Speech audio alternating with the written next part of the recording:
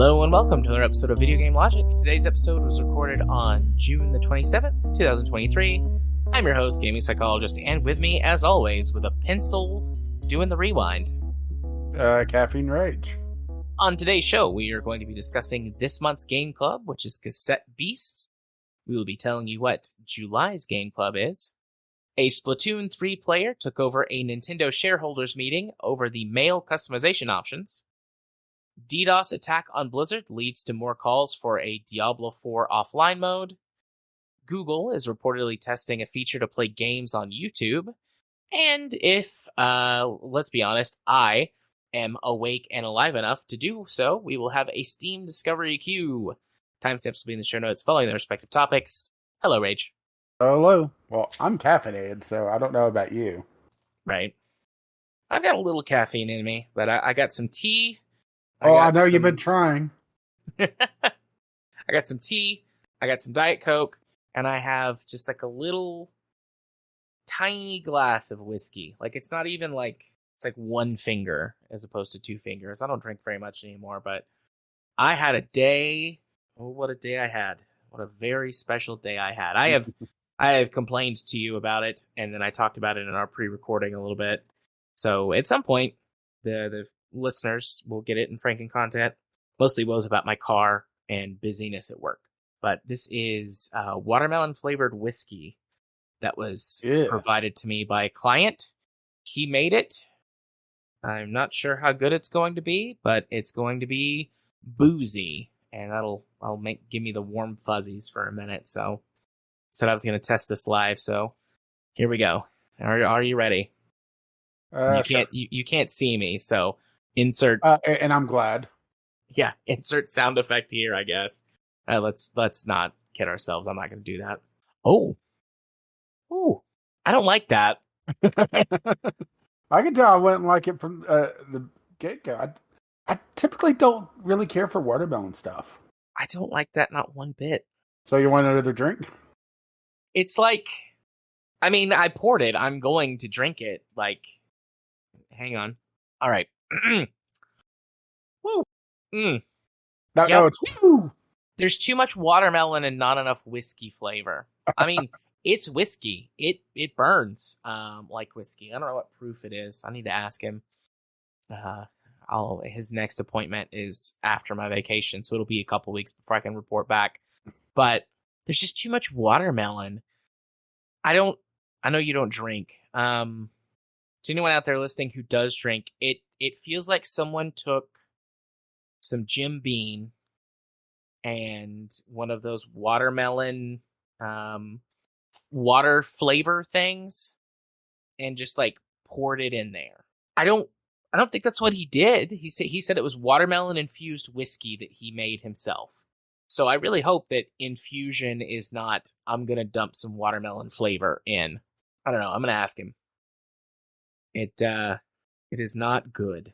And I don't feel like there's a way to make it better. Because, like, you know, Jack and Coke or, you know, whiskey and Coke. Much like your car, there's always clenching fire. That's true.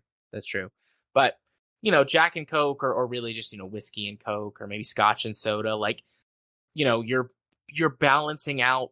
The whiskey was something else to cut down on that sharpness of the whiskey, give it a little bit of a different flavor profile. But the watermelon does not do that. Yeah, it doesn't cut out the sharpness. Kind of a sharp flavor. It makes it more sour. And I guess maybe if you like that, but I don't like that. I like things that are sweet. Okay, part of me wonders. Okay, I typically, whenever I eat watermelon, I put sea salt on it. I wonder if like a salted rim would work with that. Maybe. Do it kind of margarita style? Yeah. Well, I have homework to experiment for next time. Because I'm just thinking, watermelon, for me, it does have a little bit of a, like, slightly sour note. But whenever I add salt to it, it kind of brings out the more, like, rounded watermelon flavor. Yeah.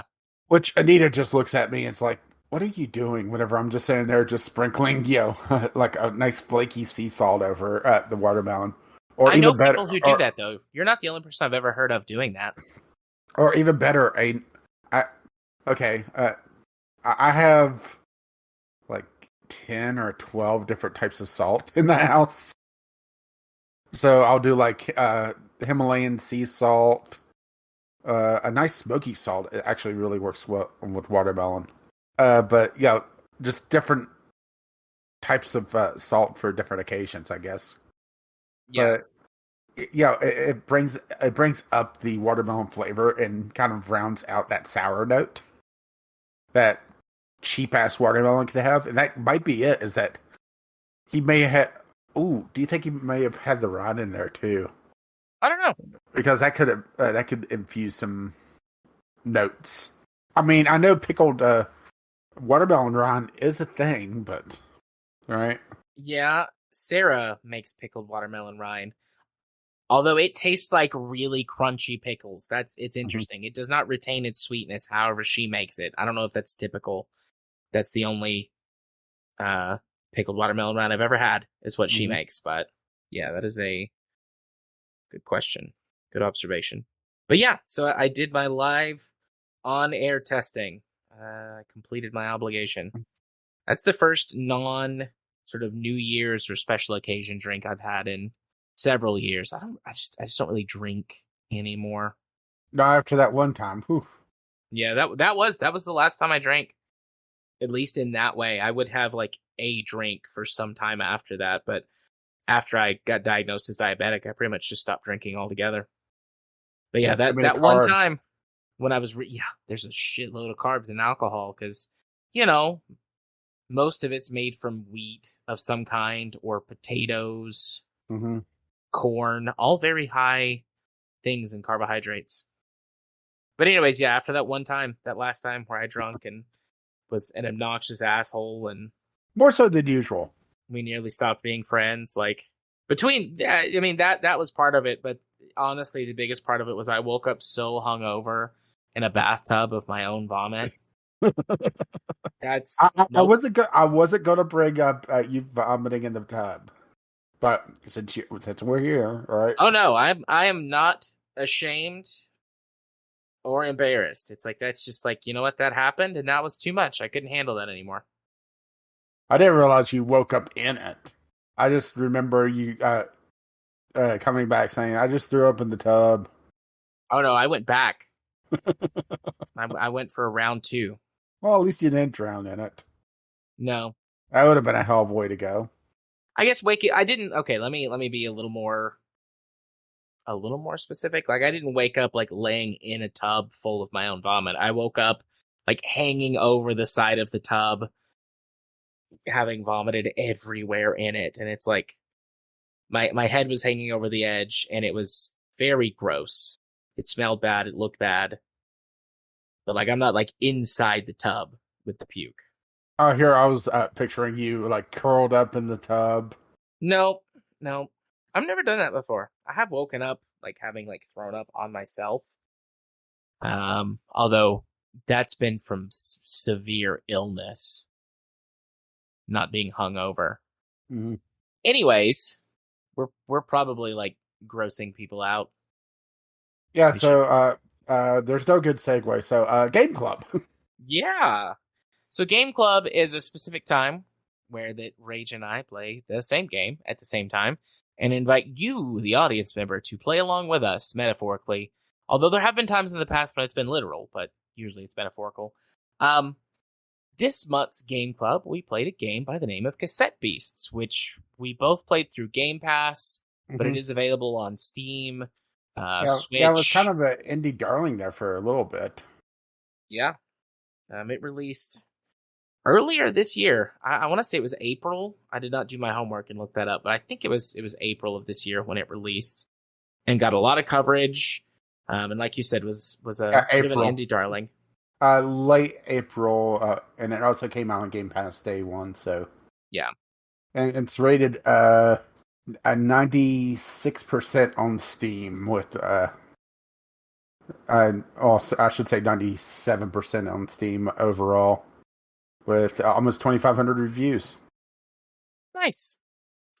The easiest way, although it's not entirely accurate, but the easiest way to explain Cassette Beasts is it's a monster capture and battle game akin to Pokemon. I'm going And to that, say, well, I would say more like the bastard child of some of the old school, like Legend of Zelda-esque games, and Pokemon.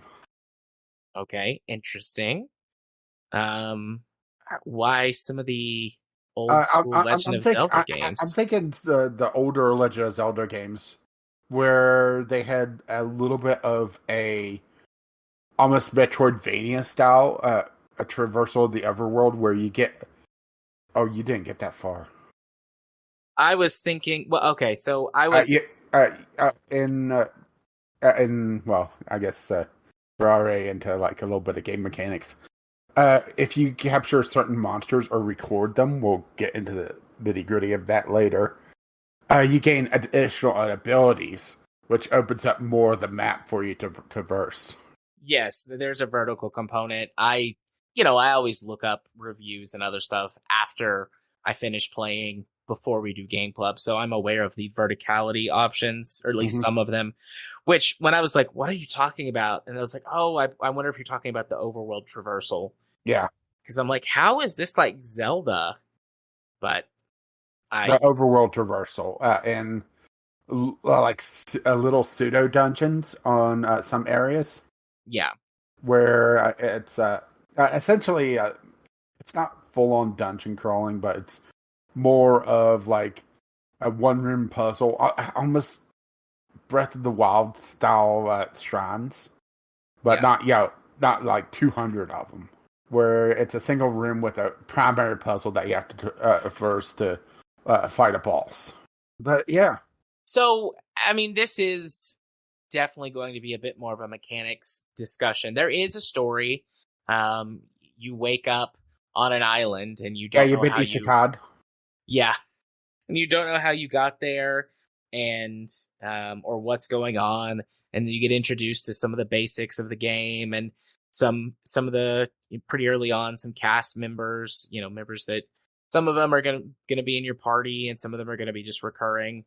And you get given the basics of the story, and there's definitely something weird going on, and I'm curious to know what it is, but I don't think I'm going to finish this game, not because it's bad, but because like I'm glad that I wanted to try things that aren't normally in my wheelhouse, but these Pokemon esque battle games just don't seem to be in my wheelhouse. I mean, I'm not going to say no to one. Mhm. Like, it's not a bad game by any sense, or any stretch of the imagination. I've got a few issues with it, but it's a solid game. There's nothing I'm wrong with it. actually really impressed with this game.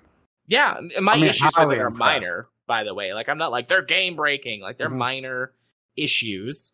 Um, but this just might not be one of my genres. I just keep Yeah, I mean, seeing. I've just really enjoyed my time with this. Primarily, whenever I discovered something. So remember how I told you the game kind of dicks you over. We talked a little bit about this Sunday, but uh, didn't record it because date night. Yep. Uh, we talked Sunday how the game sort of dicks you over a little bit with the type chart, and it Yeah. doesn't tell you what's going on. There's a type chart in the game. They hide it. Okay, so early on in the game, uh, Kaylee, the first partner that you get, and there's like half a dozen different ones with different storylines that you get that you could go through. Uh, Kaylee gives you a book that I just assumed was like going back and looking at the tutorials again. Okay, if you open it, the type chart falls all out, and it gives you a key item where you can look up the type chart in game and look at all the interactions, which I It's thought was neat. hilarious. That's really neat. That's one of my actual like complaints with how the game presents you information. Hmm. And the more I thought about it, the more I was like, I don't know if this is the problem with the game or problem with me because of how used to modern game design I've gotten, where that they, are like, hey, look over here, here's this thing. And I don't feel like Cassette Beasts does that very much beyond like the basics. And maybe there's Yeah, stuff that comes up that I didn't get to, but yeah, I don't know. I don't know if that's a complaint about the game industry and development as a whole, or Cassette Beast specifically? I think it's a bit of the game industry because they do go a bit into the general mechanics, but then kind of let you toy around with things on your own quite a bit. They leave the battle system pretty open to interpretation and messing around with. And you said you were, 6 hours into the game? So that's like right where you start getting enough stuff that you start to really be able to like find your own style. Yeah. So the battle mechanics. This is the Pokemon esque, or where they get the biggest inspiration from Pokemon. Is there's I want to say 12 types. I probably could just look it up of different elements and such, and it's rock paper scissors esque. But what they change on this from Pokemon is it's not just like, okay, well, this type gets bonus damage against this type because reasons. They justify it, but they also, it's not just damage bonuses, which really impressed me. So, like, a grass type attacking a water type, it doesn't give that much extra damage unless the particular move has a thing where on type advantage, it's always a crit. Which there are some moves that does that. But, like, grass attacking water, it gives a leeching effect. And water attacking grass is the opposite, where the grass gets a heal after the damage is occurred. Which, right? Yeah. Fire attacking poison essentially catches the poison on fire and causes a burn status no matter what. But poison attacking fire basically it's like throwing fuel on the flame, and the fire type gets extra AP, which every turn you get 2 AP up to a maximum of, well, depending on the evolution of your cassette, where some cassettes essentially get remixed, evolve, for lack of a better term. Yeah. And they have call a higher remastering. Yeah, They get remaster. remastered, which I think is cute and is on theme. Yeah. The game is really does a good job with its theming. They get remastered and essentially evolve into a new version. And a higher remastered tape has a higher cap of the amount of AP it could hold. So, like, the base ones could be, I think it's 5 or 6. Then a second remaster is, or a first remaster, it would be 8. And then the second one, if it has 2 remasters, would be 10. So it kind of pushes you into using certain ones, which you don't really have to, but it does help. One thing I really like about this system, and what does make me think, I could go back and I could keep going, is the way that it does leveling overall. And I know that the modern Pokemon games are better about this, but you level yourself on top of the cassettes leveling. And so they get star ratings as they level up, and then you can remaster them and etc. But you have a player level, which gives you a base power that you can use, or a base power level rather, that you can use. So you can much more freely mix and match stuff as you go through the game. And Pokemon was always really limiting in that in the beginning, unless you wanted to grind. And like I said, I know modern Pokemon games do XP sharing, and that helps to eliminate some of the grind. But I think that's one of the main reasons I bounce off of these games. Like, certainly I will grind and stuff. I'm not going to pretend that I am against or unwilling to grind. Mm-hmm. But oftentimes, for some reason, I find these monster battle games, I just don't want to grind in them. Well, I think the main problem might be so many of the monster battling games are too beholden to the Pokemon formula, and they don't want to try to iterate on it. And the fact that Cassette Beast isn't limited to 4 moves, for example, makes it so that you could not have to think, Okay, well, I have this sticker, which is what they call abilities or moves or whatever, that I can put on the cassette that is useful in some situations, but I don't have enough room because I only have 4 slots. But that's not the case here. Uh, Remastering increases that, and also just player level and beast level, and that's not before you get some rare stickers that will also add slots as well, which makes them even more useful to put on. Because right, And the stickers can be taken off at will, and you don't yeah, lose them. Because yeah, in Pokemon, the HMs or TMs, HMs, whatever, whenever you use them, like they get used up. it depends on the game actually. Oh, The okay. more the more modern games, it's either unlimited or it's very easy to get more. Okay. So like in the early games that I'm still playing on, it's like a one-time thing. But then you get to like Gen 4 or 5, and it starts to become a reusable thing outside of the HM. And it's the same thing here where you could essentially it encourages you to have a low-level monster in your party at all times to level up, because as the monsters level up, they start getting more and more stickers as well, and it really kind of like scratches that itch of being able to customize, because if you get lucky on some of the things, you can make some very powerful combinations. Like one of the cassette beasts I have, it has custom starter on it, which has like a very high chance to use the next sticker uh, in the order at the beginning of battle for free, which gives it which I have it set up for an AP boost on both on my party, and then it also has a passive that starts off with multi targeting right at the get go, and I didn't get that till like 10 hours in, but it made fighting a lot more fun because it starts getting to the point where you could develop more strategies and more combinations. Yeah.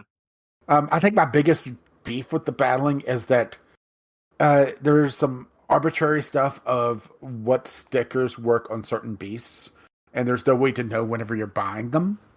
And there's ways to get them in game that outside of just leveling up. There's like 3. Well, there starts off 2, and then there's a third vendor that sells different types of stickers. Then there's another pair of vendors that you unlock later on in town.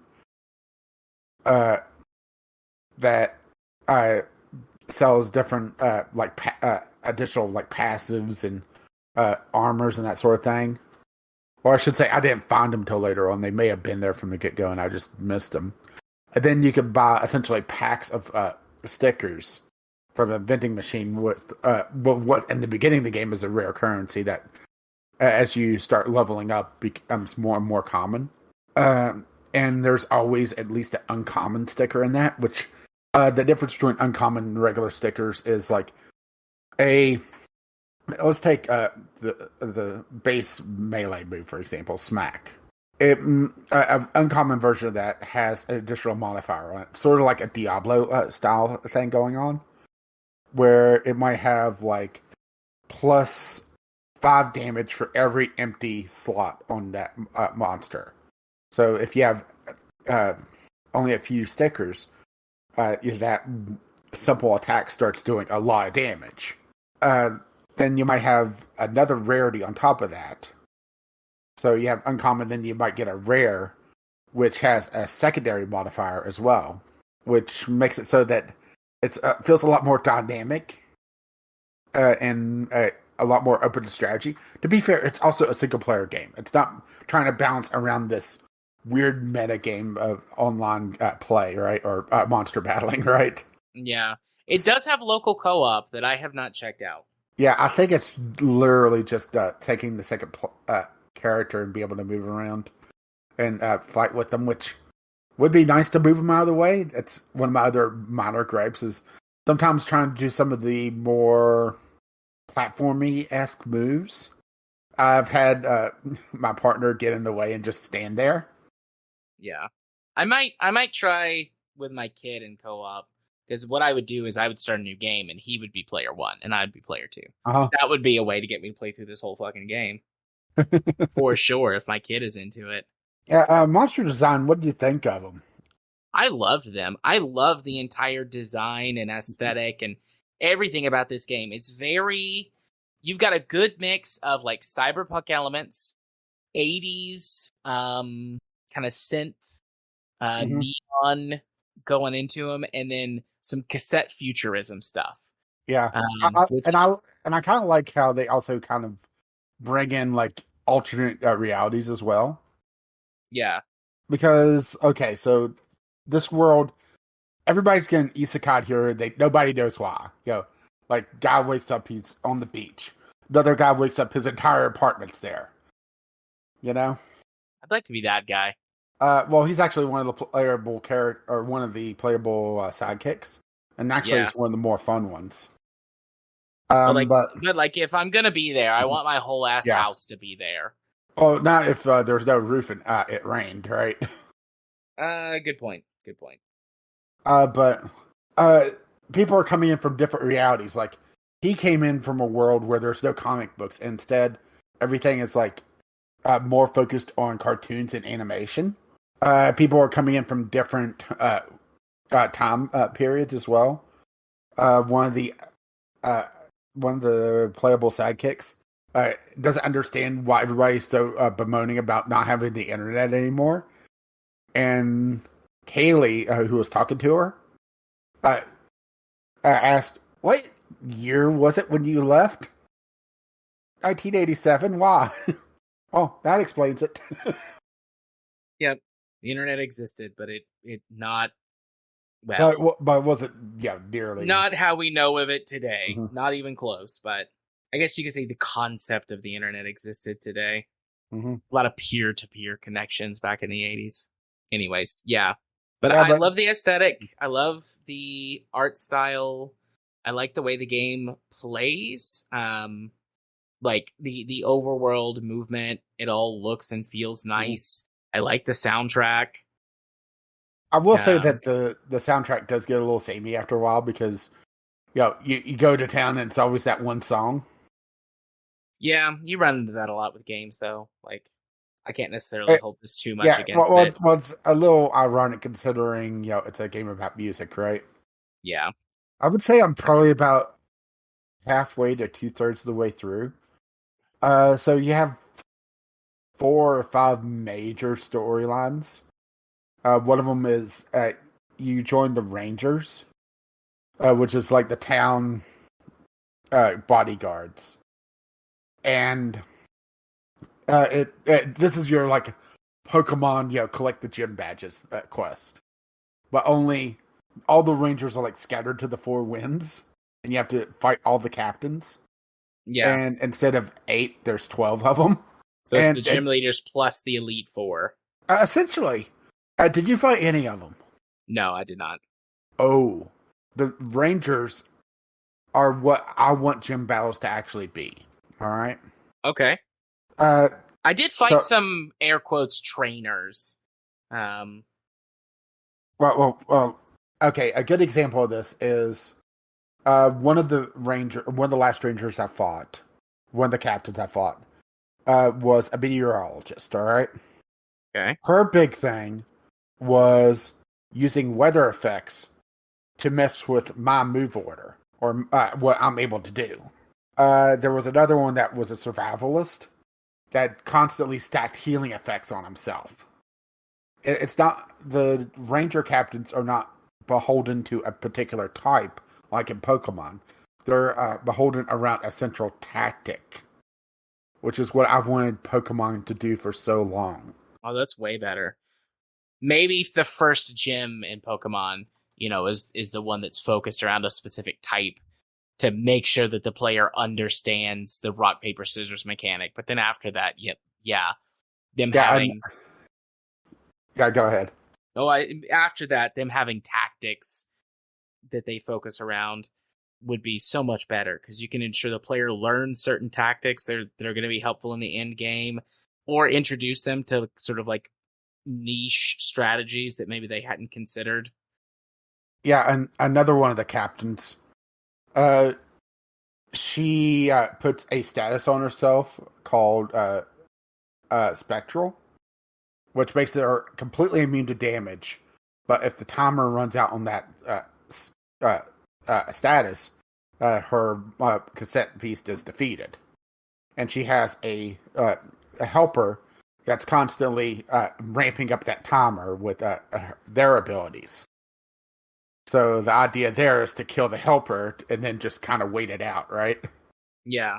But there's stuff like that where all the different captains are using different tactics, and you have to adapt to them, which I found so much more, invigorating than going to. Well, it's time to go into the normal type gym. I'll take this one Pokemon that has fighting moves and clean sweep it, right? Yeah. Take the electric types to the water gym and Yeah. Who's gonna win? A gym leader that has spent their entire life training and mastering water types, or a rat with a taser? my money's on the rat. But even then, if you use the type chart in this, which also some of the justifications for why certain types have interactions, I found hilarious. Like the glitter type. Essentially, this game's fairy type. It's super effective against itself. There's no glitter Pokemon, glitter cassette beasts. Instead, there's one glitter move. And glitter gets everywhere. It's craft herpes. It does contact damage and turns the other beast into a glitter type, which is hilarious. That what the move is called? Craft herpes? No, they talk about how glitter gets everywhere, and no matter what, you can never get rid of it. Yeah. That's what I call it, is craft herpes. Okay, I didn't know if that was a you thing or if that's what it said in the game. No, that's a me thing. Sorry. Okay. I mean, it makes sense. Glitter is craft herpes, but you find glitter for days. Mm-hmm. So let me ask you the question. You've said some things that answer kind of some of the specific points that were raised in this YouTube video I watched, but it is, inevitable that any game that is in this genre is compared to, the granddaddy of Pokemon. First of a two-part question. Part one, how does this, in your opinion, as our resident Pokemon expert, compare to Pokemon? I would say it's not a good comparison to Pokemon. The idea is there, but the thing is that it does so much more with the concept of Pokemon that it doesn't really feel fair to Pokemon or to cassette beasts. It's like, the general makeup is there. It's a monster fighting game, but because you have, first of all, at least 2-on-1 or 2-on-2 battles constantly, but also the idea that you could have 10 plus moves on high level cassette beasts, that you're free to mix and match types. And also they actually do something interesting with the shinies in this game. I never encountered one, but the bootlegs that you may have seen about in the bestiography. Mm-hmm. That's their version of shiny. It's that type of monster, only it's a different type. So you might have the traffic cone things. It might be a fire type. Which I didn't realize that that's what they were when I was playing. I never encountered one. Well, I didn't encounter one either, but I saw mention of them. And I didn't know that's what they were until afterwards. And then I had things that I was watching. Yeah, I looked into it and saw that's what that is. I never encountered one, or at least as far as I know, I never encountered one. But the fact that they actually took the concept of shiny Pokemon and actually have a gameplay aspect to it feels like it's not fair to compare the two, Which leads to part two of this question, which is in the video I was watching where this guy was talking about this, he was saying that it compared generally more favorably than Pokemon because it took a lot of issues that Pokemon has had for years that they haven't done anything with, and moved the dial forward. Do you agree with that? I mean, I I've heard you say wholeheartedly some agree. things. Okay. It Yeah. has its own issues, sure. Particularly a very slow start. And because of how you get the stickers, you can be unlucky and not get ones that make the gameplay more fun. But at the same time, like I said, the Rangers or the Ranger captains are the same concept as gym leaders, but far more interesting. And also the their tactics tie into their personalities as well, which makes sense. Uh, it has more of a coherent story because let's be honest, Pokemon has never really gotten on a violent story, and a game that says more often than not, don't think about how this works, has a more coherent story than, well, we're going to run out of energy in a few thousand years, so let me call it the apocalypse now, right? Yeah. I mean, damn, the original Pokemon story of I'm a kid who's going on this adventure to be the very best might be the peak of Pokemon storytelling, honestly. I would say kind of, well, you didn't finish the story, but Sun and Moon had a decent story about, kind of fitting in community. Yeah, I mean, I'm being obtuse here. Like, I'm being deliberately a little Mm-hmm. obtuse with that statement. Like, I know that Pokemon has evolved and has tried to do different things and different themes with their stories, and even the And original I see what you Pokemon. did with there. Yeah, even the original Pokemon though had some stuff in there about environmentalism and protecting what we have and sort of cherishing these creatures, and it parallels to the modern day animal rights and environmental movement, which is so interesting because like PETA is like Pokemon is the worst, and I don't think Pokemon is doing like Mm-hmm. they're not an animal rights Yeah, quote it's not a unquote Michael Vick organization, simulator. right? But there's that theming and messaging was in the original Pokemon. It was a little clumsy, I think, but I mean, it was the 90s. Like, video games, they told stories. They had important meanings, but they were finding their footing in that aspect. But, yeah, Pokemon stories have gotten pretty asinine over the years. I mean, Scarlet and Violet, uh, the latest of the Pokemans, has a somewhat coherent story. But the thing is that it's broken up into, like, 4 mini stories. And the way that you interact with them, it's like, okay, you're reading chapter 1 of story A. Now time for chapter 1 of story B. Now time for chapter 1 of story C. And you don't get story D till, way later. And if you're not really committed to the game and, you put it down and come back later, you might not remember what the fuck is going on. Because that's just how they're handling the story in this one. Cassette Beast, it's kind of the same issue, but it's also more condensed where, Cassette Beast doesn't overstay its welcome. It's the how long to beat, what did we say? It was 15, 16 hours? That feels a little fast to me. Or I might be on more of a completionist route because I've done some of the side stuff with the different relationships, which that's also another thing, and we never really even got into fusion, which we'll touch on real briefly. Essentially, there's a meter that as you battle together with your partner, after you formed a bit of a bond, which for anyone but the starting partner, you have to essentially do their side quest, or at least version 1 of their side quest. There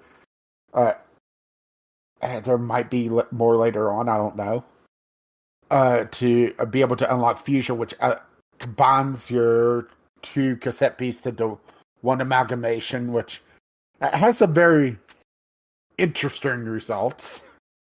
Yeah, I looked up, or no, I didn't look up, but in one of the things I was reading said that there were, I believe it's 14,000 something different possible combinations that you could have based on what cassette you are. There's 120 different cassette beasts. So I just double checked how long to beat. 17 hours main story, 23 main plus extra, completionist 49 hours.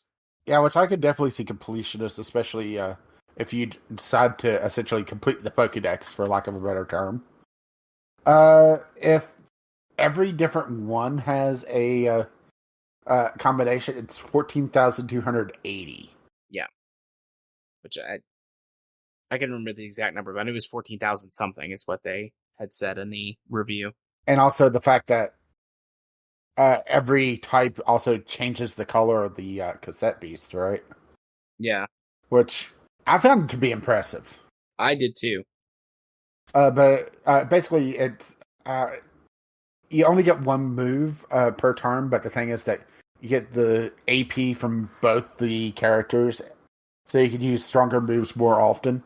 And depending on the relationship you have with your partner, you get essentially a stat bonus as well. So yeah, it makes up for it. It also makes it so that you can tank harder hits easier, because if there's it's you take less damage from getting hit once instead of having both your cassette beasts hit twice, right? Yeah. And the thing is that also you only have so many healing items, which is one thing that I'm not sure how I feel about. There's a way to increase it, but it's kind of tedious.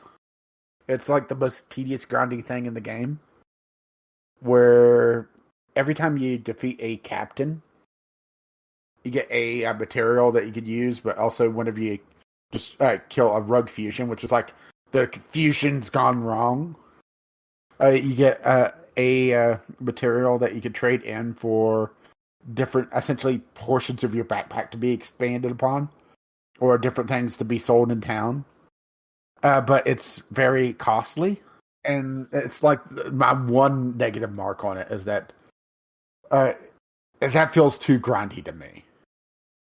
Outside of that, yeah, this has been a very solid game to play.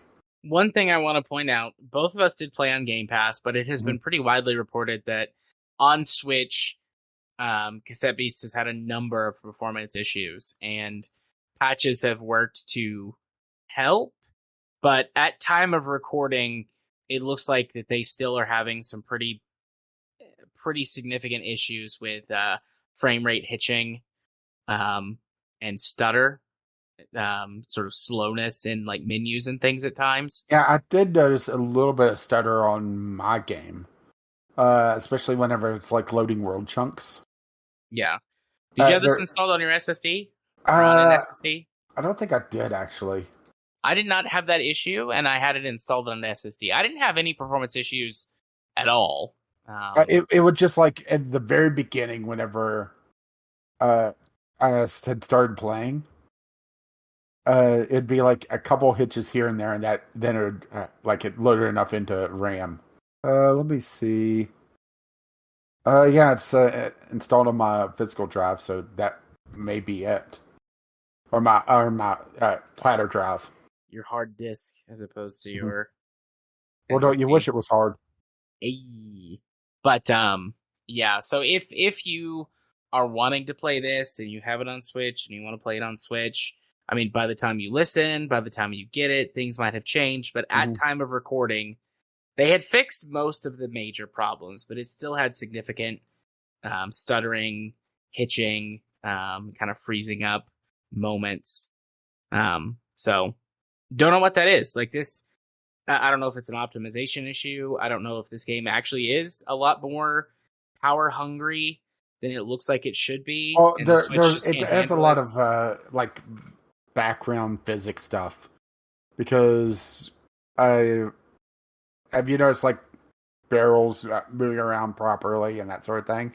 Yeah, it's doing some sort of proper physics modeling for characters moving around. And that might be just it right there, or at least for the Switch, because the Switch is not exactly the most powerful machines, and they have a little bit of a leak in the physics going on, right? Yeah. Yeah, the Switch wasn't the most powerful when it released in, what was it, 2017, 2018? Whenever. Like, the Switch was already behind the power curve, so to speak, so. But yeah. Anything else you want to add? Not really. I mean, this is not one that I'm planning to uninstall until beat it, which plan on going back and playing more of. It doesn't have the problem that I had with Persona, where it feels like, oh boy, am I going to be able to actually get any progress done? Because there's always something to do. The Rimber system does feel a little haphazard. Or did you get that far? I didn't feel like it was haphazard. Or I should say, I'm not sure if it's random what you get or not, but Oh, okay. I also am not sure. The game will occasionally have a rumor pop up into town that kind of steers you towards different quest objectives. But the thing is that I'm not sure if it's random or not what you get, because if you're looking for captains, they are in some very weird spots. And the only way that you may find some of them is just, getting a rumor that will point you in the general area, because there's like one in like the extreme corner, and all the extreme corners in the maps, and then they're hidden throughout the rest of the map. And the rumors feel like it's kind of like a band-aid on. We hid things a little too well. Yeah. Yeah, I mean, my assumption, and I could be wrong, this is just an assumption, but my assumption is that it was functioning more or less the same as it does in, most other types of RPGs. Like, when you hit certain progress milestones, then the townsfolk will bring up rumors that lead you to the thing is appropriate leveled content. I don't think it's any type of thing that triggers it, but like, at milestone, because I would go out and just... in the early game, I was actually focusing on getting as many beasts as I could. Especially once I discovered, I need to get certain beasts to unlock abilities. So, new beast, time to record it, which I do kind of like the recording once I got the hang of it. That's something that we actually didn't touch on either, is that, so you're not actually capturing the beast, you're making essentially an imprint of it onto, don't think about it too much, cassette tape, right?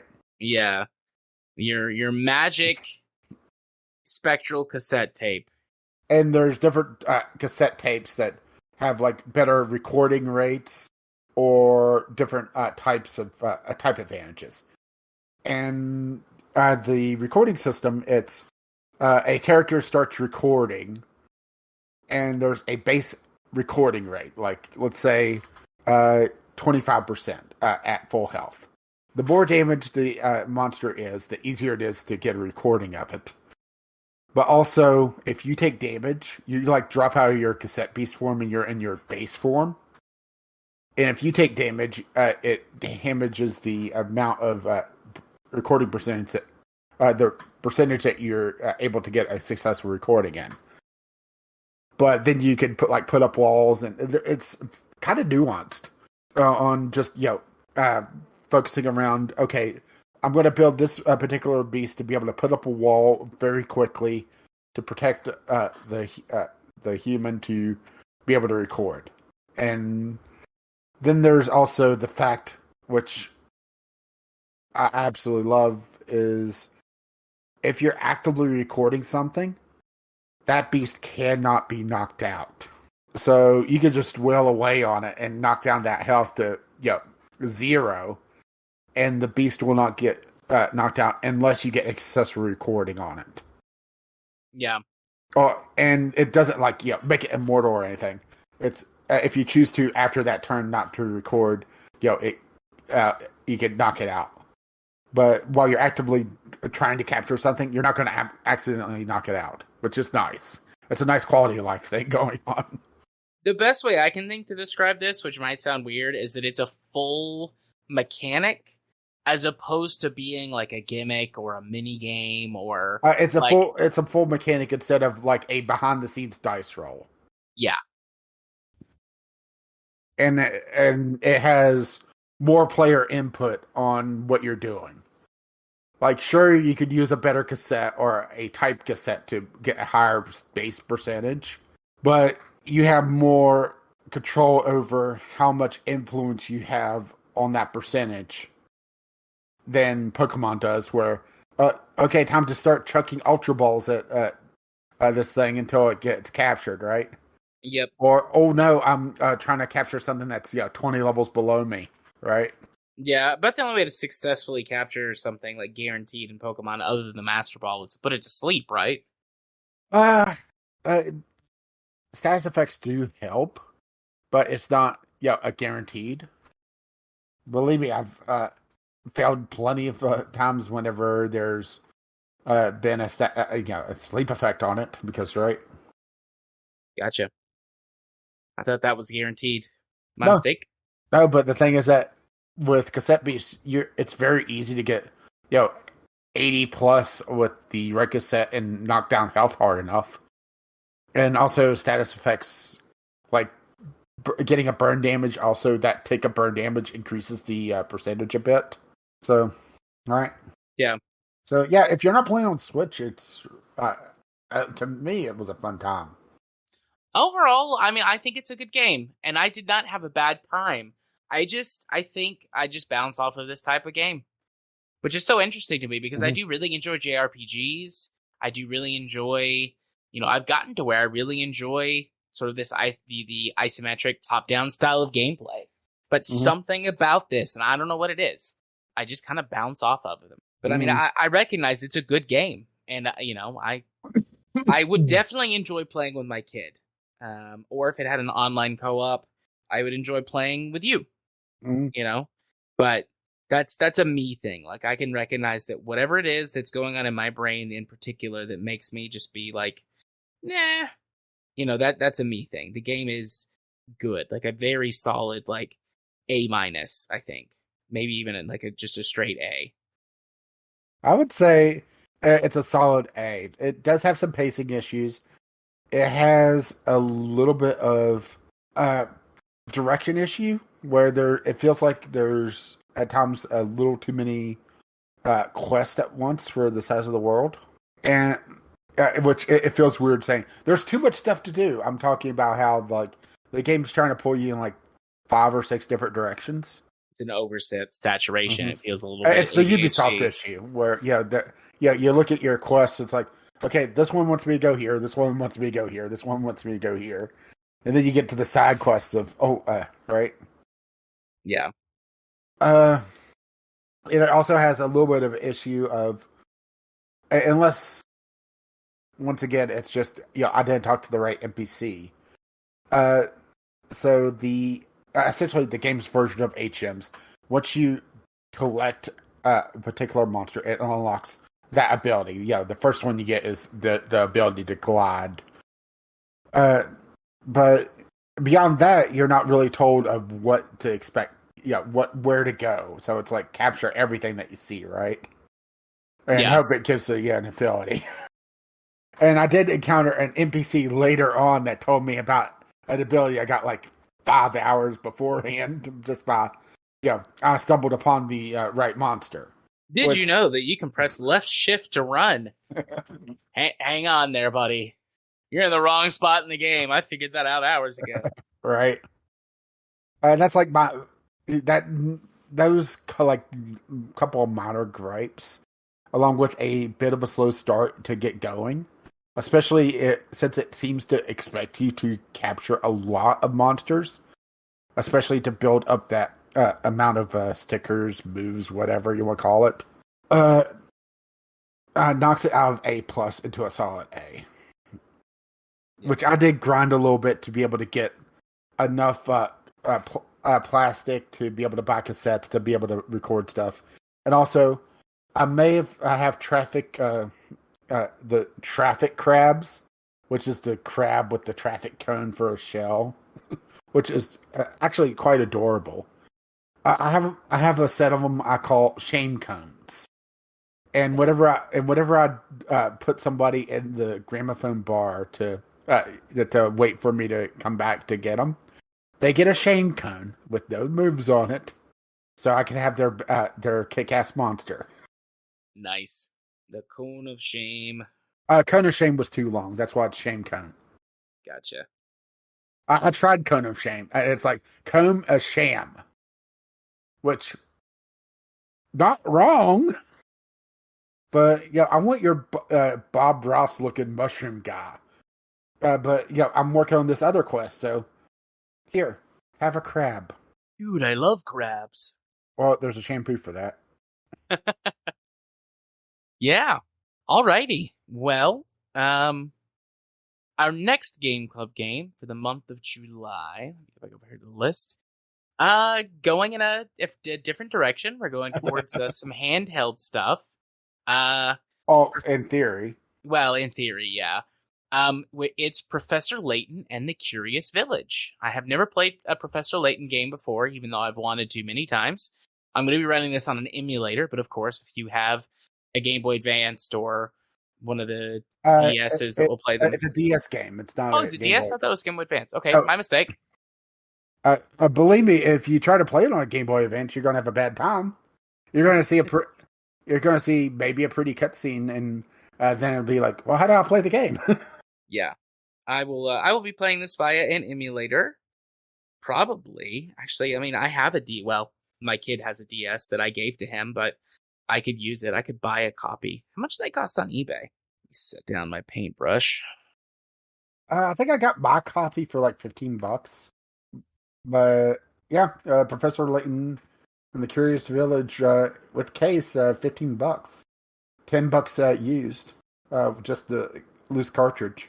Professor Layton is one of those games that sold a ton back in the day. This is the first game of the original trilogy. Then there's like a prequel trilogy going on, and yeah, that's about $15 with shipping. Uh-oh. I might buy it. There's a good chance. There's a chance I might buy it. I also might not. It might just emulate it. We'll see. I mean, you better make up your mind because getting there, right?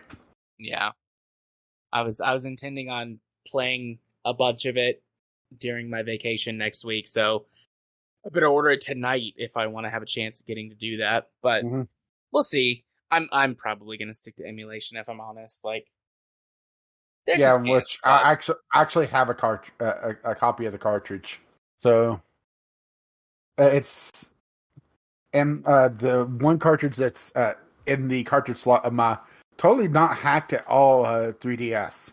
Yep, totally not. Yeah, ignore the piracy stickers on it. 100% stock.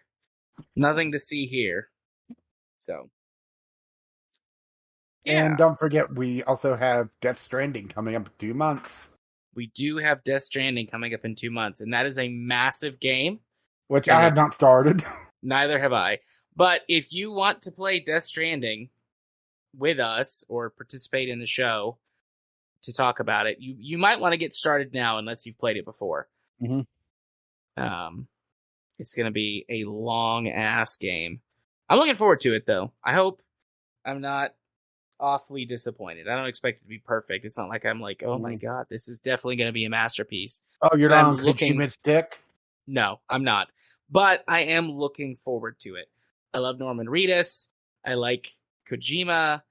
I heard, there were mixed things about the game when it came out, but overall, like, I like the vibe of it. So we'll see. All right. Well, I'm going to step away before we hit the news topics because I need to stretch. Okay. So, elevator time. Ding. Painting Battle Max tonight, dear listeners. Doing like a mint green as a base coat. At this rate, I'm probably only going to get the base coats done. And then we're going to do white accents. We're going to do a golden cockpit sheen. And then I'll come back and paint over the weapons. I tend to just do black weapons. That's easier. I like doing this. And I do like to get the details well enough. But these models are very tiny in the grand scheme of things that I have painted. And I honestly don't care enough to go in there and individually brush every single missile tube. So they tend to get just a solid color over the top of them. Black or perhaps red or yellow, depending on the weapon. But yeah. And then the bases have to be painted. I do them a separate color than the mech so that it stands out a little better. Usually a dark color because I get paint shit all over them. tired of a couple of these brushes. They're getting worn out. The ends are super frayed. I'm not doing any detail work, so that doesn't matter too much, but... All right, with Rage back from his break, with a snack, we will move on to our first news topic of the night. A Splatoon 3 player took over a Nintendo shareholders meeting over the male customization options. Yeah, so this one has kind of gotten around the Splatoon community. I'm still playing my Silly Squid game, and this popped up on with several YouTubers talking about it. And essentially, okay, so Nintendo had their big shareholders meeting in this past week. Their annual shareholders meeting, I should say. And this is Nintendo of Japan, not Nintendo of America, which is essentially two different companies, the way they handle it. Yeah. And during this, one of the people basically started on a rant about male customization in Splatoon 3. Particularly hairstyles on the Inklings. And how it's just not as nicely animated. And it's just went on and on and on about how Nintendo doesn't care about male Inklings, how female Inklings get so much better customization options and privilege, and to the point that the president of Nintendo, well, first of all, tried to cut him off, and he got talked over, which really makes your point come across, right? Yeah. And basically cut him from the call, from the sounds of it at least, with thank you for your feedback, and then moved on to the next topic. But what's really interesting about this is just how deranged the person seems. They have a serious case of bitch me crazy going on about them. They went seriously into debt with this. In order to get into the shareholders meeting, they had to buy $3,500 worth of Nintendo stock. And they did this by basically racking up their credit card, buying Switch OLEDs, and then selling them at a loss on whatever site that they were using. Yeah, probably like Yahoo Auctions or something, which is actually really big in Japan. To get the liquid country, Japan. Yeah, to get the liquid capital, because you can't. Okay, on most reputable financing firms, you cannot buy shares with a credit card. They just won't allow it. And I'm not sure if there's a law against it in Japan outright, because there, to us, some interesting laws like cell phones have to have a shutter sound in Japan. Full stop. There's no way to mute it, because just culture, right? Yeah. And creepers in Japan. But I was gonna say, wasn't there like an issue with creepers in Japan, like taking secret upskirt photos?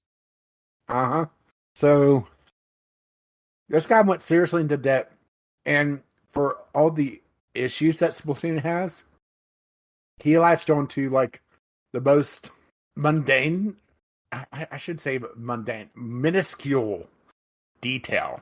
Okay, so Splatoon has, outside of the queers community, possibly in gaming, the most gender neutral characters, short of like Among Us, right? Yeah. The difference between, first of all, the two races is not very apparent outside of just minor details, and whenever they go into their secondary forms. But the difference between male and female, in which they don't even list it on the character screen, okay? It's like one version of Inkling, the other version of Inkling. And they do not mark which is which. The main difference between them is eyebrow thickness. They don't even change body shape, Yeah. Truly androgynous. Yeah. And a good portion, if not all of the customization and clothing is gender neutral. You don't have, like, this is the female shirt, this is the male shirt, like a fair number of games out there. Instead, it's just, here, this is this shirt, this is this shirt. There may be some that are more feminine than others, but it doesn't lock you out. On top of that, he's focused on male hair for whatever reason, when a good portion of the hats in the game, or headgear, I should say, because it's not just hats, actually covers up, if not completely obfuscates your hair. So, right? Yeah. I mean, I have to say, and I said this before we were recording, or maybe it was in Franken. This is odd. I'm not going to pretend it isn't odd, but there's nothing in here about the guy making death threats or other things like that. Like, it No, he seems just like went on a rant. He just went on a rant. He had a grievance, and he ranted about it to the people who were making the game, and then he left. They forced him out of the call, but he left.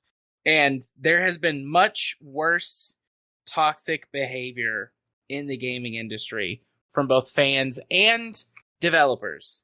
Like, it's strange. I don't understand, but he could have been so much worse. And this is true. And, credit where credit's due on that.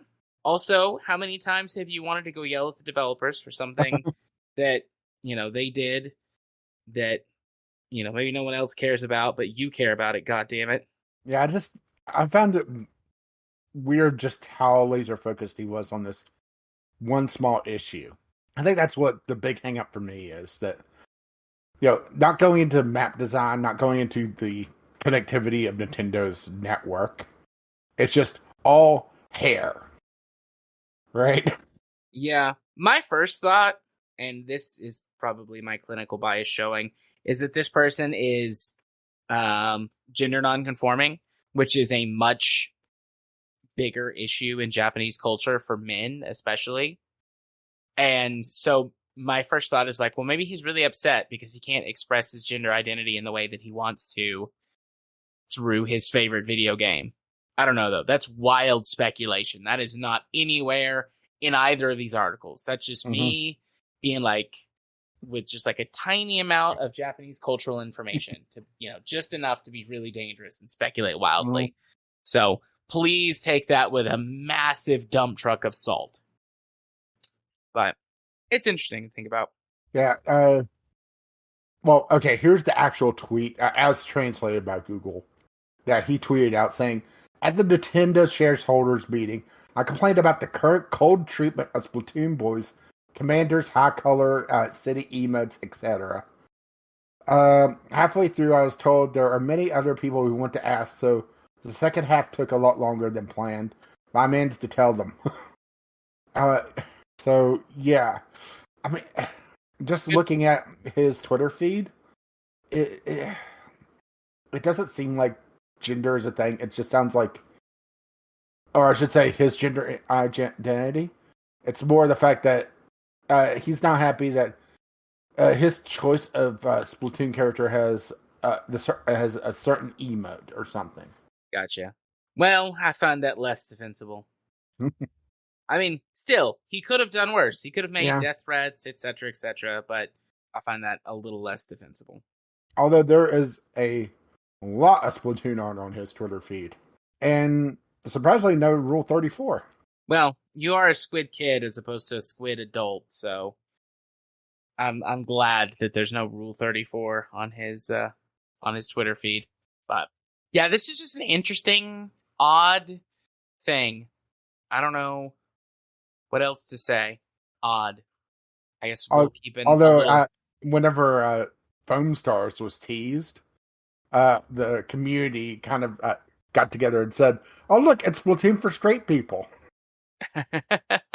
So that's why it's like, this just feels especially odd considering the community and how they build characters, and the fact that he went into 520 yen worth of 512,000 worth of yen of debt, right? Yeah. What does that translate to? About $5,000 US? $3,570. Okay. I can't imagine going $4,000 into debt for something like that. I can't imagine going under $4,000 debt for any game, let alone Splatoon, right? Yeah. And it also sounds like he's just a casual player, and he's not like one of the pro players as well, because Splatoon is an absolutely massive game in Japan. It is nestled right between Pokemon Scarlet and Violet and Pokemon Legend Arceus were the top sellers of last year. Oh, God. I'm now thinking about this guy more like a Star Wars fanboy. Uh-oh. And that changes the way, because it's like, you see shit like this, especially in Star Wars all the time. I mean, it happens in a lot of, fan communities. But it's like people getting into massive fights over a hairstyle or a saber color, or like, I mean, it doesn't sound like he's getting into a fight with people, but like, this is giving me more that kind of vibe now. Like, he would be one of those guys. And just to give you an idea, at least according to this article or this chart, Pokemon Scarlet and Violet combined is for 2022 in Japan only 4.34 million sold. Splatoon 3 3.69. Pokemon Legend Arceus 2.31. Then you drop down to less than 1 million for Kirby and the Forgotten Land.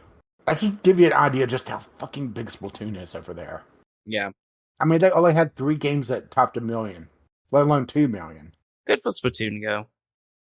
The little game that came out of nowhere a few years ago and became a juggernaut. Good for you guys. I'm just looking at the top selling games list now. The fact that Mario Kart 8 Deluxe is still in the top 10, right? Yeah. Japanese gaming culture is interesting. Like, not just from like they do weird stuff, but it's just interesting to see what they play, like what they really play, and how it doesn't fully compute with my American gaming culture brain. Like, not that they play bad games, but it's just like, oh, I wouldn't think about playing Mario Kart like that. I would think about playing. Well, this also has the lifetime sales, this list. Mario Kart has just over 5 million sales in Japan. Lifetime, with 742,000 last year. Splatoon 2 is actually on the list. Whoa, Splatoon 3 has almost outsold Splatoon 2 in a year. 4.1 million for Splatoon 2, with 134,760 sold last year. Mind you, Splatoon 3 released, what was it, September? So, alright. Yeah, let's see. 5. So the Japanese population is 125 million. So 5 million people is 3 to 4% of the population. Kind of napkin math. That's wild.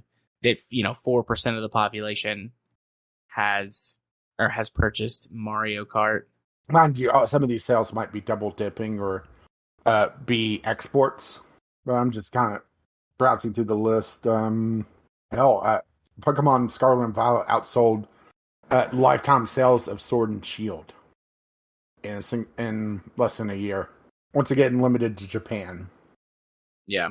So yeah, I mean, this was more just a kind of a silly topic to talk about, because it seemed like the more layers that I've heard people talk about it on, the sillier it got. But there was no like death at the end of it. Yeah. Which was nice. Well, I don't remember reading about death in this article, but let's go talk about something where people got a lot more mad.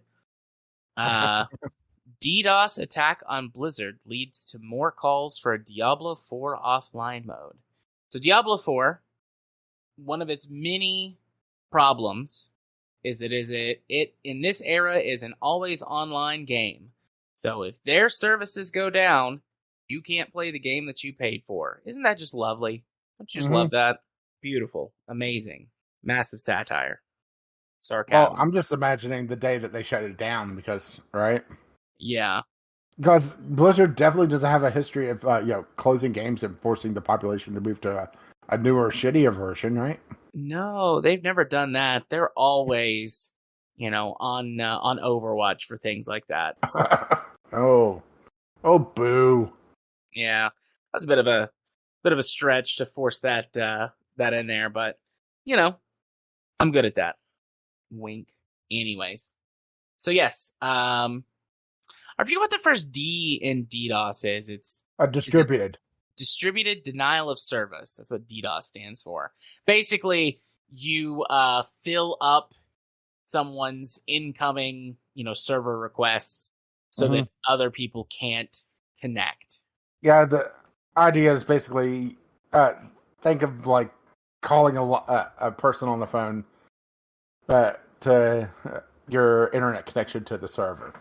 Now imagine they're constantly getting bombarded with like telemarketers, and you aren't just able to connect to them because no matter how many times they try to hang up the phone to get the call. I want to talk to you about your car's extended warranty.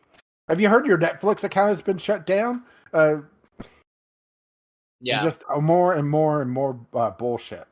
And a DDoS attack is shockingly easy to put together if you get on the darker websites out there. Because there's just zombie botnets out there that people that don't even know that they're part of will send out pings and pings and pings to a server. And whoever's controlling it just, right? Yeah. And DDoS attacks are ultra low skill in terms of like hacking. I mean, if you don't know anything about computers or how to do it, like, it would be difficult for you. But this is just a brute force method. There's no finesse to this. It's just mass wave attacks. It's, it's fucking Zerg rush of your server or website. And that's assuming, of course, the person even owns the computer. It's not, they released some sort of virus or bought some sort of code.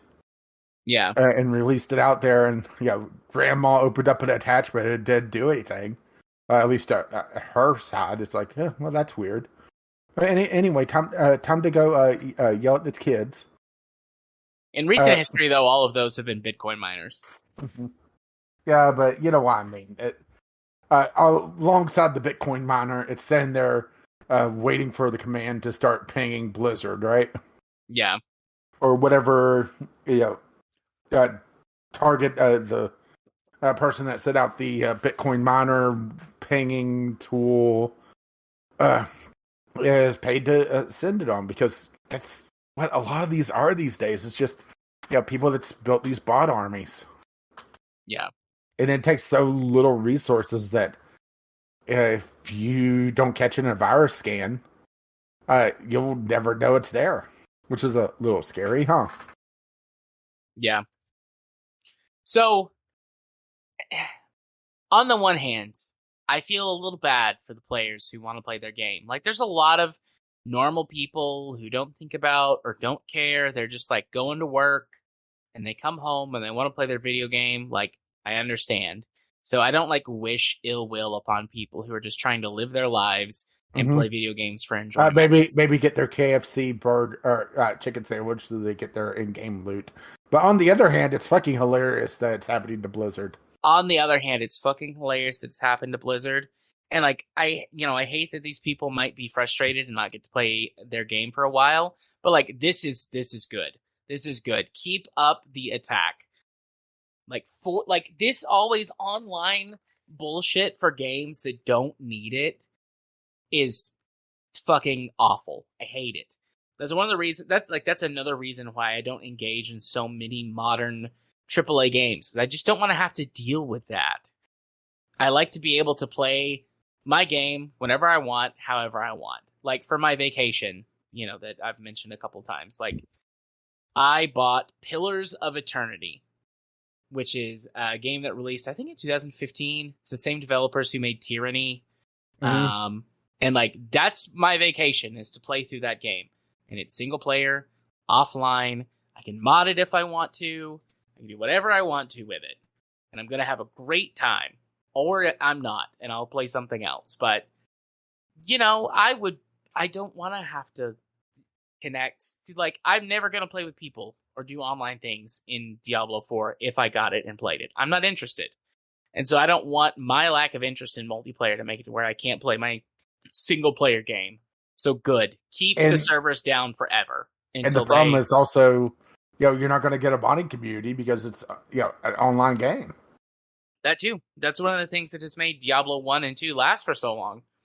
Active support by an interested modding community. I mean, that's the story, tale as old as time, with so many PC games that have dedicated long-term fans, players, followers who would have a carryover or conversion rate to supporting other projects that your studio does because they interacted with your previous game that had a fan base that developed mods and stuff for it. Yeah, I mean, let's just put it this way. I go Diablo 3, there's like one skin replacer and some remapping of controls. Go to the Diablo 2 on Nexus Mods. 16 pages of mods. But then again, Diablo 3 also had the real money auction house, which is at its own level of bullshit. Yep. I mean, Blizzard can suck my dick. That's all there is to it. Fuck Blizzard. I'm so tired of their shit. Mm-hmm.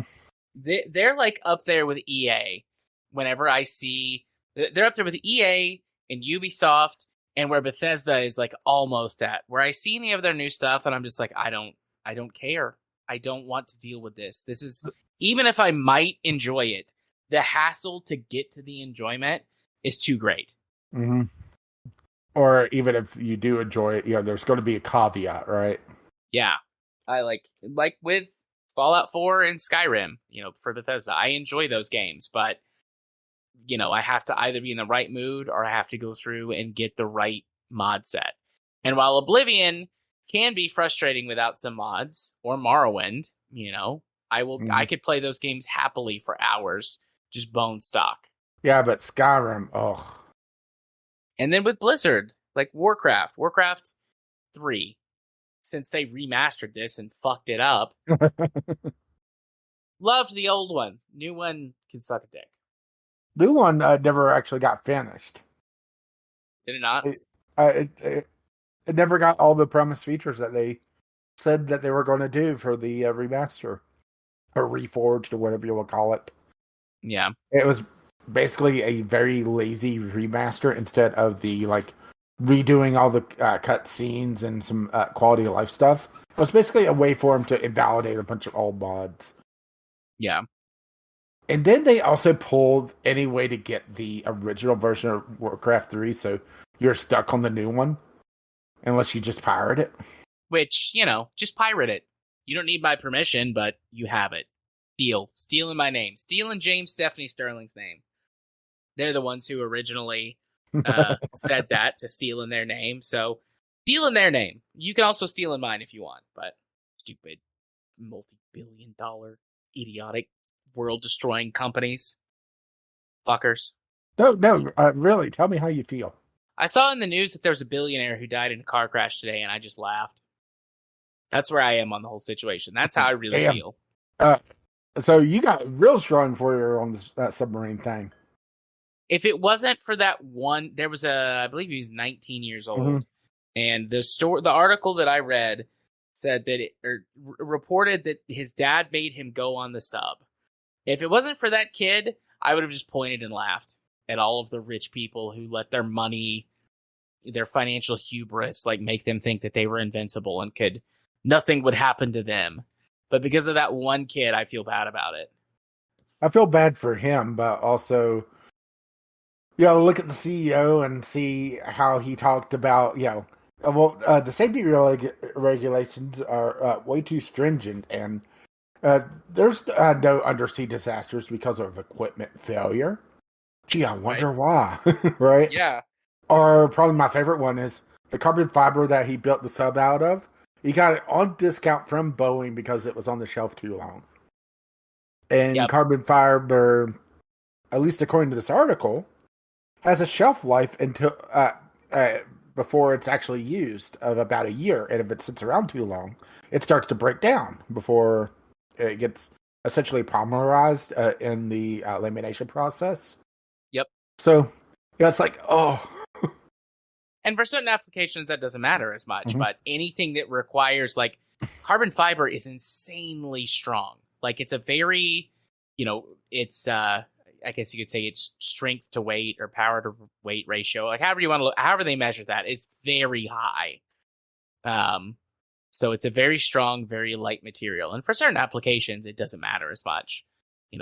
Depends on whether it's more aesthetic or more structural. Yeah, but the thing is that when carbon fiber fails, it shatters. Yeah. And it fails hard.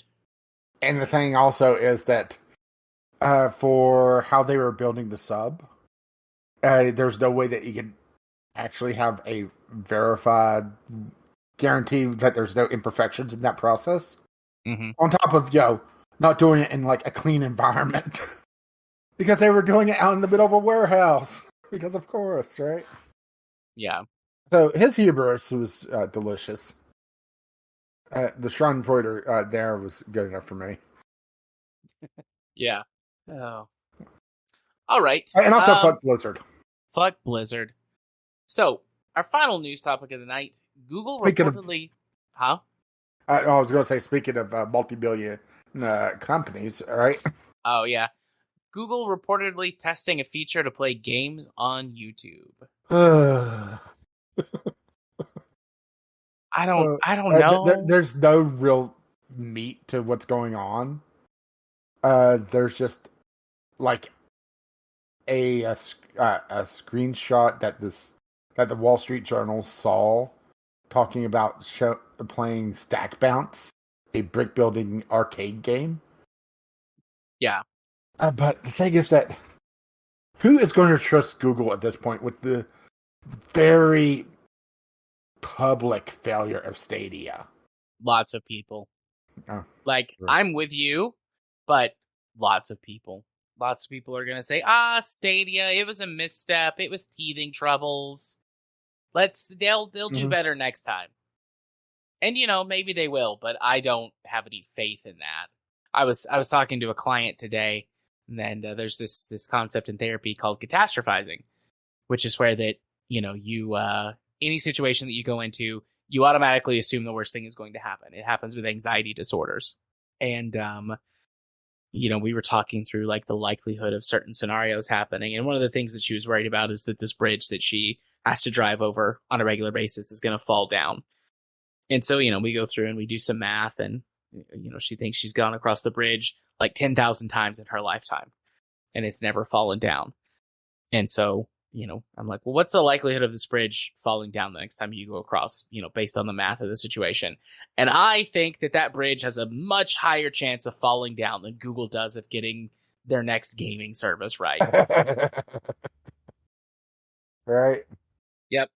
That's, I mean, YouTube of all places. Okay, first of all, the game that they showed, or the Wall Street Journal saw, was a mobile-focused game, or a Google game. So Google Play. So are they going to focus on mobile gaming? Because that's like a double whammy here if they tie mobile gaming into it. Because there are good mobile games out there, but it's like a sea of utter shit. It's going through the sewer trying to find a gemstone, right? They're down there. There's people that's flushed, rings. There's gems in the sewer, but there's a lot more turds. Yeah. So it's one of those things that, like, on its face, if you're sitting around and you're like spitballing and you're like, it kind of like it'd be, if the YouTube app had games in it, that'd be cool, right? And everybody goes, yeah. And then as soon as you start talking about it, you realize how dumb that is. Because it's like, people are in the YouTube app. Like, YouTube is synonymous with watching video content. And if it's mobile-focused games, then you're stealing away from the Google Play Store. If it's not mobile-focused games, you're stealing away from the purpose of YouTube itself, which is watching content. And there is some engagement there, but not the video gaming. Like, at best, I could see there being a link in the YouTube app, or like basically an ad that most people, I think, would ignore. But, it's like, hey, want to check out some games? Check out the new, YouTube gaming service, and it's like a spin-off. Well, we have a good analog for this. Netflix. The Yep. Netflix gaming. How many people actually use that? 7. So for those who don't know, there's actually games in the Netflix app that it ties to the Google Play store, but it is down there at the bottom. You can get games, and it has games that you could download full versions of. And first of all, boy, is it packed with a lot of shit. I'm looking at it right now.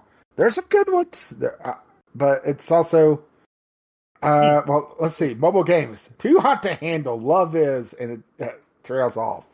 Oh boy, right? Yeah.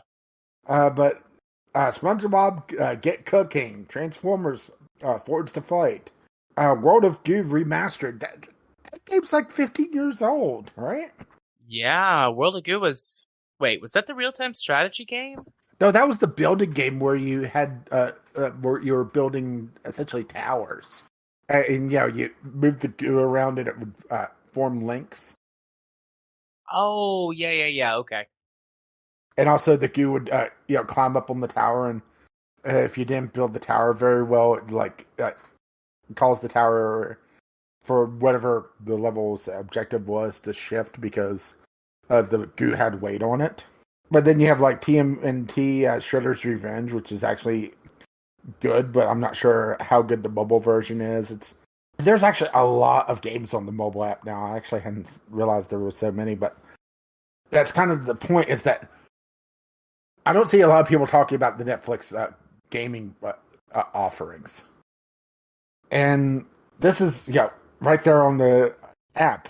If YouTube does kind of the same thing, how many people are going to pay attention to it?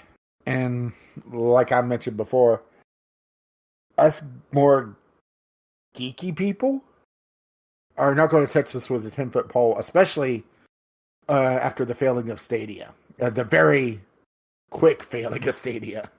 Because damn, I remember them. It was E3 that they took out like all the ads on Twitch. So I saw them talking about Stadia over and over and over again, going into features that they were promising that never actually made it, like their save states, essentially challenge modes where you could take the save state of your game and send it to another person. It's like, here, try this, right? Yeah. As far as I know, they never got that to actually work.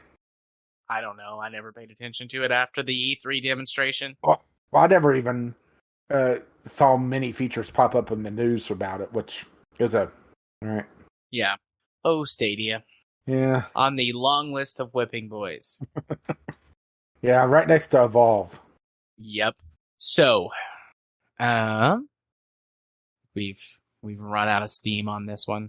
Yeah. It's more of a point and laugh topic, to be perfectly honest. Yeah. So, we have made it to the end of the topics list, and it is almost midnight, and I am almost a pumpkin. So, let's not do a discovery queue this week.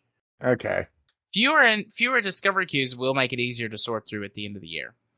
True. That's the positive spin I'm putting on the fact that I'm just a sad sack of meat and bones and can't make it as late as I used to. Oh, that's intriguing. I had started my discovery queue, and I was a couple in, so I'm rotating through it. Yeah. A squad tactics game based in the Aliens universe. Intriguing. Interesting. That's actually being positively reviewed. Like XCOM meets Aliens. What's it called? Aliens what? Aliens Dark Descent. They released a couple weeks ago. Or sorry, last week. Aliens Dark Descent. Oh, I think I saw this and honestly just kind of skipped over it because every game except for Alien Isolation that's been released in the last, I don't know, 10, 12 years has been awful, so I just kind of skipped over it. Well, I just saw it was positively reviewed, so. Yeah. Might have to check that out.